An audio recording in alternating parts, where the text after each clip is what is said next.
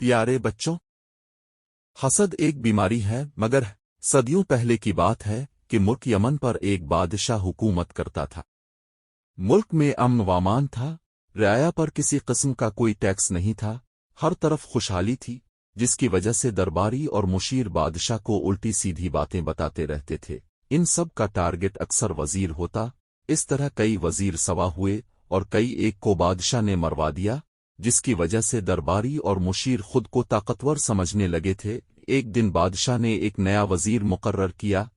इस वजीर को चंद दिनों में पता चल गया कि दरबार में हासदी टोला बहुत खतरनाक है। वजीर उनकी तरफ से मोहतात हो गया, वो उन्हें अहमियत न देता, जिसकी वजह से वो इसके खिलाफ हो गए।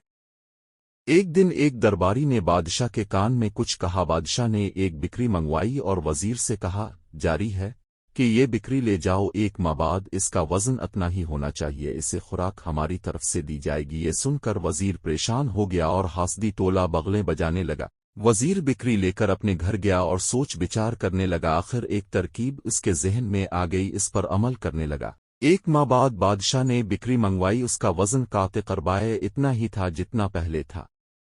बादशाह और हासदी टोला हैरान रह गया कि वजीर उनके कारीवार से बच गया है।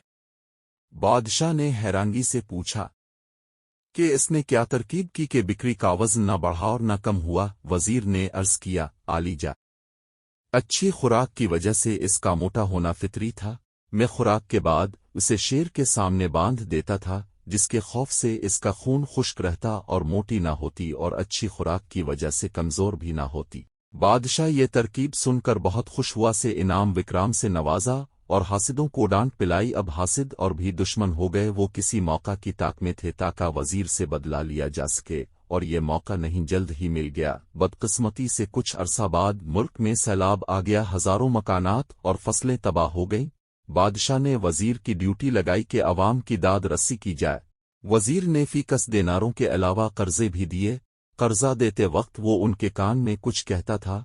हासिदों ने पता लगवाया कि वजीर क्या कह रहा था। कुछ सादा लौ अफराद ने बताया कि वजीर कह रहा था कि कर्ज बादशाह की वफात के बाद वसूल कर लेगा। बस इतना सुनना था कि हासिद बादशाह के पास जा पहुंचे और बड़ा चढ़ा के बयान किया। ये सुनकर बादशाह को सख्त गुस्सा आया। इसने फौराए वजीर को हाजिर होने का हुक्म दिया और कहा, मैंने ऐसे सुना है तुम मेरे मरने का इंतजार कर रहे हो और उसके बाद दौलत इकट्ठी करो। इस पर वजीर ने सर झुकाते हुए कहा, आलीजा, आपने ठीक सुना है, मैंने यही कहा है, मगर मेरी नियत ये ना थी। फिर तुम्हारी नियत क्या थी?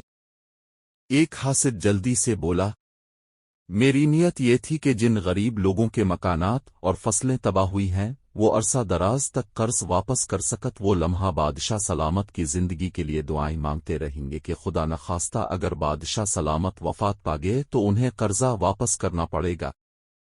इतना सुनना था कि बादशाह बहुत खुश हो। उसने फौराए हासिदों को दरबार से निकल जाने का हुक्म दे दिया और वजीर को इनाम वाकराम से नवाजा। फिर दरबारियों की तरफ देखते हुए बादशाह ने कहा, इन हासिदों के कहने पर अगर वजीर को सजा दे देता तो जिंदगी भर अफसोस रहता।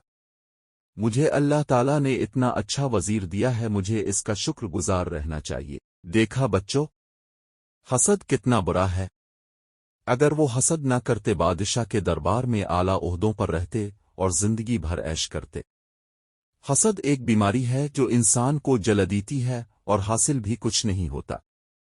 ये भी सच है कि हासिद अपनी ही आग में जल कर राख हो जाता है। इसलिए हमें किसी से हसद नहीं करना चाहिए।